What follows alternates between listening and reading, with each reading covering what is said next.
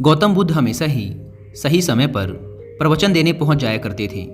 वो आज तक कभी देर से नहीं आए थे और ना ही उनकी वजह से आज तक किसी को इंतजार करना पड़ा था। लेकिन आज पहली बार ऐसा हुआ था कि उनके शिष्यों को उनका इंतजार करते काफ़ी समय हो चुका था, लेकिन बुद्ध अभी तक प्रवचन सभा में नहीं पधारे थे। शिष्य आपस में बातें कर रहे थे कि जरूर आज तथागत बुद्ध को कोई जरूरी काम आ गया होगा, वरना वो हमेशा ही समय पर आ जाते हैं। शिष्य ये बातें कर ही रहे थे कि तभी अचानक गौतम बुद्ध अपने हाथ में कमल का एक फूल लिए वहां आ पहुंचे और एक पेड़ के नीचे लगे आसन पर आकर बैठ गए। आश्रम में करीब 500 शिष्य थे जो उनका प्रवचन सुनने के लिए बुद्ध का इंतजार कर रहे थे। इन 500 शिष्यों के अलावा आश्रम में एक और शिष्य भी था जिसका नाम था महाकश्यप। आश्रम के बाकी शिष्य मानते थे कि महाकश्यप पागल है, क्योंकि वह कभी भी उनके साथ बैठकर बुद्ध के उपदेशों को नहीं सुनता था। उसने आज तक कभी ध्यान भी नहीं किया था और ना ही कभी ध्यान करने का प्रयास ही किया था।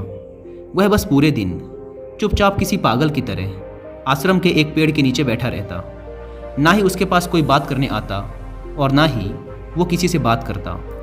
जब उसका मन करता तो आसपास के गांवों में जाकर थोड़ी सी भिक्षा मांग लेता और भिक्षा में जो कुछ भी मिलता उसे खाकर उसी पेड़ के नीचे फिर बैठ जाता। वह बस पूरे दिन आश्रम के पेड़ पौधे, आसपास बिखरे पत्ते, घास और आश्रम में आते जाते भिक्षुओं को ध्यान से देखता रहता। सभी का विश्वास था कि वो एक धार्मिक इंसान नहीं है। आश्रम में रहने वाले सभी भिक्षुओं का मानना था कि वो एक पागल और मूर्ख इंसान है जिसे कोई भी कुछ नहीं सिखा सकता। तो आज के दिन गौतम बुद्ध आए और आकर आसन में बैठ गए। बैठते ही उन्होंने अपने हाथ में लिए कमल के फूल को देखना शुरू कर दिया। शिष्य इंतजार कर रहे थे कि बुद्ध कुछ बोलेंगे, लेकिन बुद्ध कुछ भी नहीं बोले। वो बस उस कमल के फूल को ध्यान से देखते रहे। बुद्ध उस कमल के फूल को देखने में इतने खो गए, इतने ध्यान मग्न हो गए कि कब मिनट घंटों में बदल गए उन्हें पता ही नहीं चला। कई घंटे गुजर चुके थे, लेकिन बुद्ध ने एक शब्द भी नहीं बोला था। वो बस उस कमल के फूल को देखे जा रहे थे। अब वहाँ बैठे 500 शिष्यों के अंदर जोरों की बेचैनी मचने लगी। सभी इंतजार करते करते परेशान हो चुके थे। तभी अचानक वहाँ बैठे भिक्षुओं को पीछे से किसी के जोर से हंसने की आवाज़ आई। उन्होंने पीछे मुड़कर देखा तो उनके आश्चर्य का ठिकाना ना रहा। महाकश्यप बुद्ध की तरफ देखकर जोर जोर से हंस रहा था। इतने सालों में लोगों ने आज उसे पहली बार हंसते हुए देखा था। इससे पहले वो कभी ना हंसा था। वो भी इतनी अद्भुत हंसी, लग रहा था मानो सारा ब्रह्मांड उसके साथ हंस रहा हो। उसकी भयंकर हंसी पूरे आश्रम में गूंज रही थी और वो बस हंसे जा रहा था। भिक्षुओं ने बुद्ध की तरफ देखा। वो अभी भी उस कमल के फूल को ही देख रहे थे और उनके आंखों से आंसुओं की धारा बहे जा रही थी। थोड़ी देर बाद महाकश्यप ने हंसना बंद कर दिया। उसके बाद बुद्ध ने अपनी नज़र कमल के फूल से हटाई और वहाँ बैठे भिक्षुओं की तरफ देखकर कहा, मैं जो कुछ भी तुम्हें शब्दों के माध्यम से दे सकता था, मैंने वो सब तुम्हें पहले ही दे दिया है। लेकिन जो शब्दों के माध्यम से नहीं दिया जा सकता, वो मैंने महाकश्यप को दे दिया है। और यहाँ से शुरुआत होती है जिन की। जिन एक संस्कृत का शब्द है जिसका मतलब होता है ध्यान।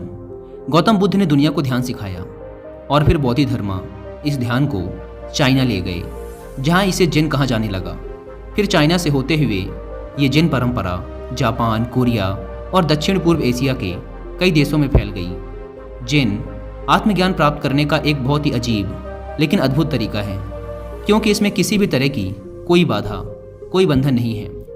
क्योंकि इस परंपरा का ना तो कोई निश्चित विज्ञान है, ना कोई शिक्षाएं, ना कोई ग्रंथ और ना ही कोई निश्चित अभ्यास करने की विधि। बस आपको अपनी आंखें बंद करके बैठ जाना है और इंतजार करना है। फिर यह घटना आज नहीं तो कल आपके अंदर घटी जाएगी।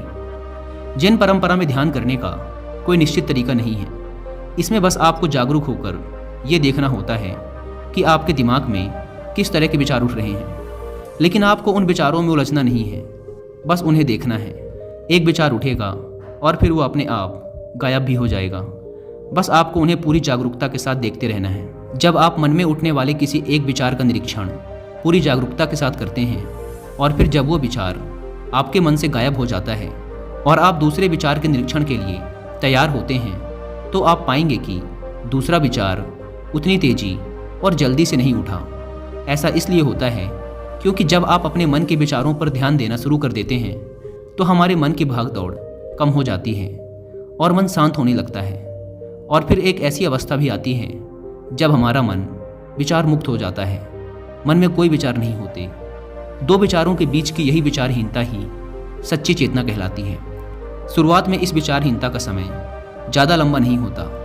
ये ज़्यादा से ज़्यादा 8 से 10 सेकंड का ही होता है, क्योंकि हमारे दिमाग को सालों से लगातार सोचने की आदत पड़ चुकी है। लेकिन अगर हम लगातार प्रयास करते रहें तो धीरे धीरे विचारहीनता का ये समय भी लंबा होता चला जाएगा। और ये समय जितना लंबा होगा उतना ही हम जेन को समझ पाएंगे, ध्यान को समझ पाएंगे, और उतना ही हम खुद के और करीब होते चले जाएंगे।